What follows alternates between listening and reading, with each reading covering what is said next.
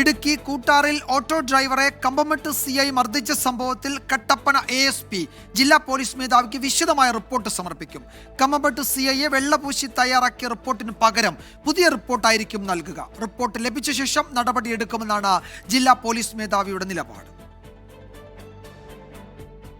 Auto ഡ്രൈവറായ കുമരകമെട്ട് സ്വദേശി മുരളീധരനെ പുതുവത്സര ദിനത്തിൽ മർദ്ദിച്ചത് കൃത്യനിർവഹണത്തിന്റെ ഭാഗമെന്നായിരുന്നു കട്ടപ്പന ASPയുടെ ആദ്യ റിപ്പോർട്ട്. പോലീസ് നടത്തിയത് സ്ഥലത്തു നിന്നവരെ പിരിച്ചുവിടാൻ മിതമായ ബലപ്രയോഗം മാത്രം.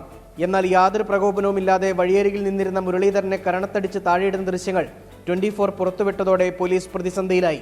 ഇതോടെയാണ് അടിയന്തര റിപ്പോർട്ട് ഇടുക്കി ജില്ലാ പോലീസ് മേധാവി ആവശ്യപ്പെട്ടത്. കമ്പമെട്ട് CI ഷമീർ ഖാനെ വെള്ളപൂശിയുള്ള റിപ്പോർട്ട് ഒഴിവാക്കി പുതിയത് കട്ടപ്പന ASP തയ്യാറാക്കി. ഇത് ലഭിച്ച ഉടൻ നടപടിയെടുക്കുമെന്ന് ജില്ലാ പോലീസ് മേധാവി വ്യക്തമാക്കിയിട്ടുണ്ട്. നടപടി ഉണ്ടായില്ലെങ്കിൽ പരാതിയുമായി മുന്നോട്ടു പോകുമെന്ന് മർദ്ദനമേറ്റ മുരളി പറഞ്ഞു. ഷമീർ ഖാന്റെ മർദ്ദനമേറ്റ് നിലത്ത് വീണ മുരളീധരന്റെ ഒരു പല്ല് പോയിരുന്നു. ആശുപത്രി ചികിത്സാ ചെലവ് വഹിക്കുമെന്ന് ആദ്യം പറഞ്ഞ പോലീസ് പിന്നീട് നിലപാട് മാറ്റി. ഇതോടെയാണ് മുരളീധരൻ DGPക്ക് പരാതി നൽകുന്നത്.